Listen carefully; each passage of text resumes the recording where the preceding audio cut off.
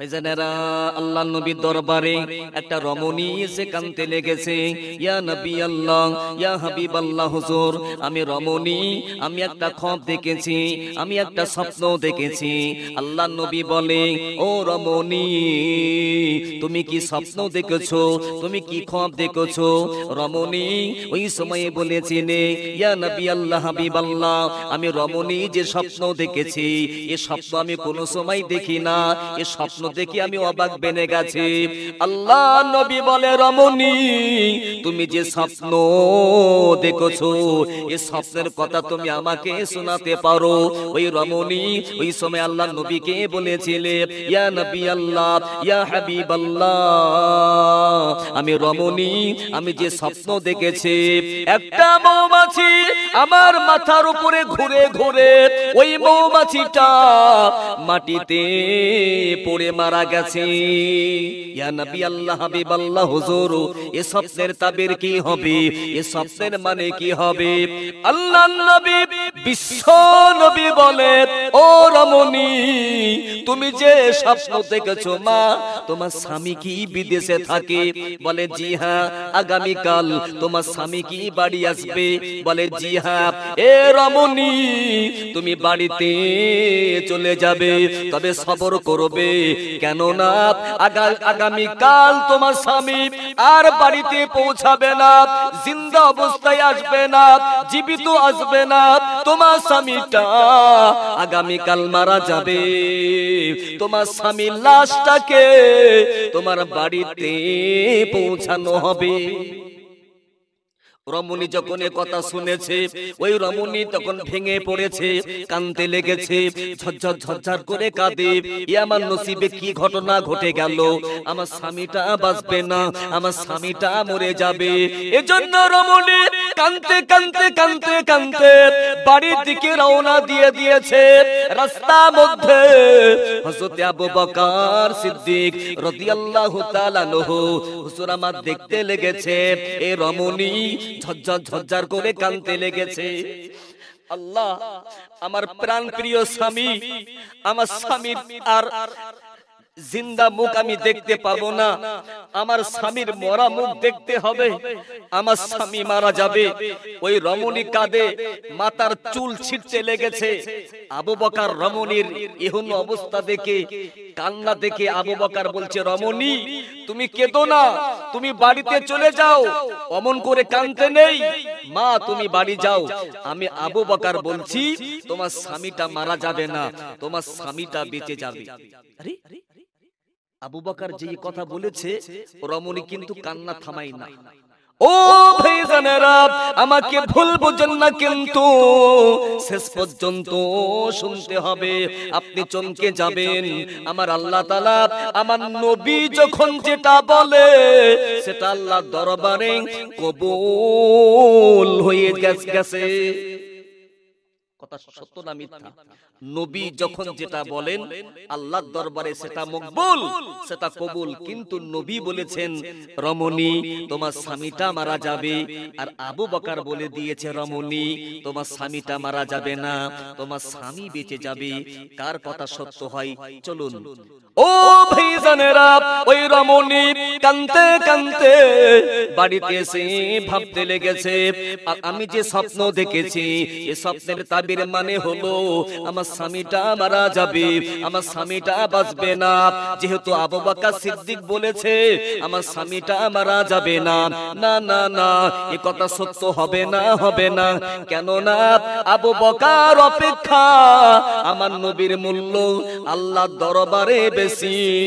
এজন্য নবী যেটা বলে সত্য কথা বলে, নবীর কথা মিথ্যা হবে না। অতএব আমি রমণী, আমার স্বামী মারা যাবে। ও আমার ভাইজানেরা, এ রমণী কাঁদতে কাঁদতে কাঁদতে কাঁদতে, বাচ্চাগুলো কাঁদতে কাঁদতে বলে, মা আপনি এমন করে কেন কাঁদতে লেগেছে?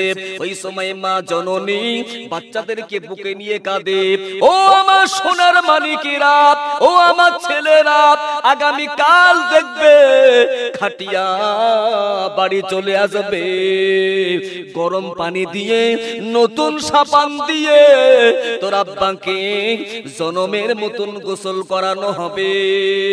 কেননা তোমরা জনমের মতো এতিম হয়ে গেছো। বাচ্চাগুলো কাঁদে, স্বামীটা কাঁদতে লেগেছে। ও আমার ভাইজানেরা, সকাল হয়ে গেছে। পরের দিন সকালে এমনি করে ওই রমণী আওয়াজটা পেতে লেগেছে, দরজায় এসে আঘাত করছে।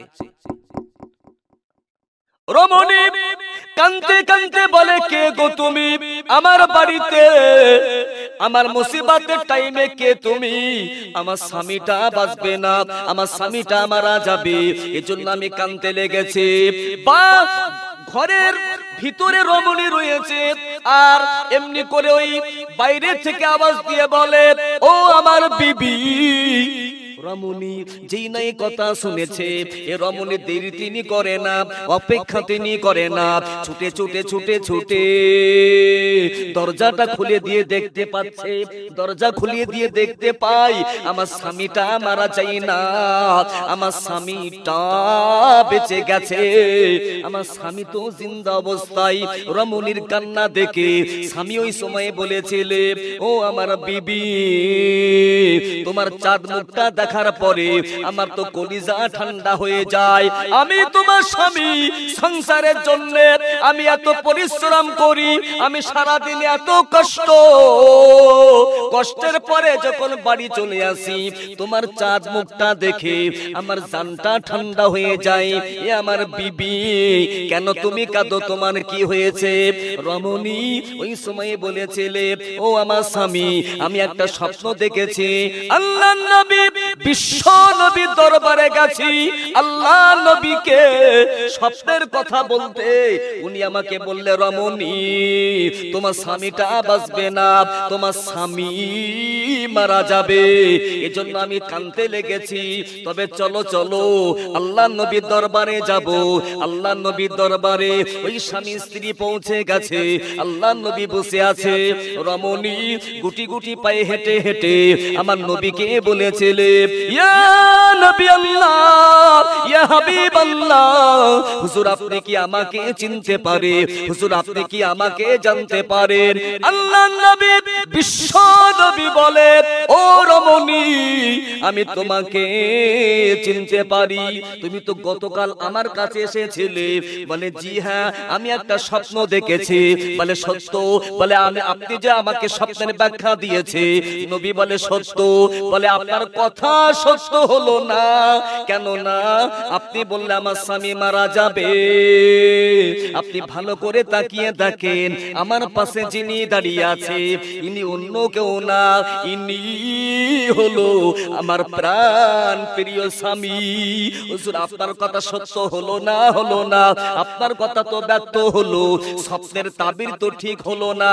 আল্লাহর নবী, বিশ্ব নবী আমার এ কথা শুনে তিনি দেরি করে না, অপেক্ষা তিনি করে না, সাথে সাথে সাজদায় পড়ে গেছে।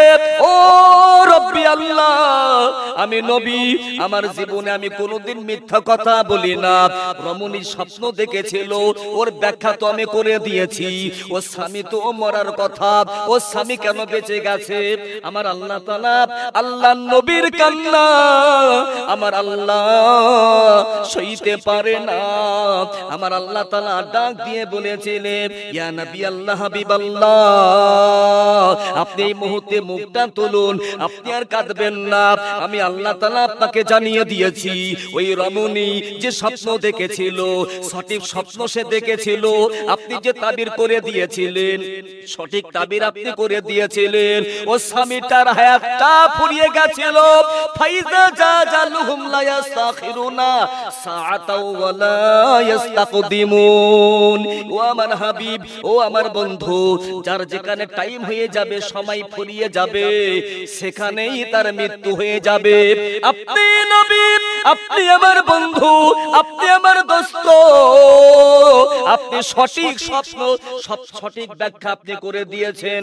স্বামীটা মরার কথা আমি আল্লাহ তাআলা আমার হুকুমে মারা গেছে। ও স্বামীটা মারা গেছিল, কিন্তু মেয়েটা কাঁদতে কাঁদতে বাড়ির দিকে রওনা দিয়েছে। রাস্তার মাঝখানে হযরত আবু বকর সিদ্দিকের সাথে দেখা। ওই রমণীর কান্না দেখে আবু বকর থাকতে পারে না। আবু বকর জবানে জ্বালিয়ে দিয়েছে, রমণী তুমি বাড়িতে চলে যাও। আমি আবু বকর ব্যাখ্যা দিলাম, তোমার স্বামীটা মারা যাবে না, তোমার স্বামী বেঁচে যাবে। আবু বকর কিন্তু রমণী আপনার কথা বলেন না। আবু বকরের আপন ইচ্ছাই বলে দিয়েছে, মেয়েটাকে শান্ত করার জন্য, বিবিটাকে শান্ত করার জন্য এ কথা বলে দিয়েছে। ও আমার বন্ধু, এখন আবু বকরের কথা যদি মিথ্যা হয়ে যায়, এখন প্রশ্ন হলো আপনার তো শত্রু কম নেই, আপনার তো দুশমন কম নেই, আপনি নবী, আপনি পাক জবানে আবু বকরকে সিদ্দিকী বলেছেন, সিদ্দিকী হলো সত্যবাদী। এখন আবু বকর যদি মিথ্যাবাদী হয়ে যায়, আপনি নবী মিথ্যাবাদী হয়ে যাবে। মক্কার মানুষগুলো বলবে আবু বকরকে নবী সিদ্দিকী বললে কি হবে? আবু বকর তো সত্যবাদী না, আর সত্যবাদী না আর নবী সিদ্দিকী কেন বলে দিয়েছে? তাহলে নবী মিথ্যাবাদী।